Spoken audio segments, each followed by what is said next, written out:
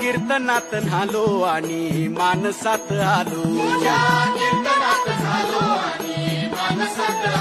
हरी नामाचा गजर केला मला मी गावलो. जन्म झाला वार करी बात समजली खरी. देह देवाची पंढरी विठू मनाच्या गाभारी. श्वास झालं जपमाळ मन चिपळ्यानी टाळ.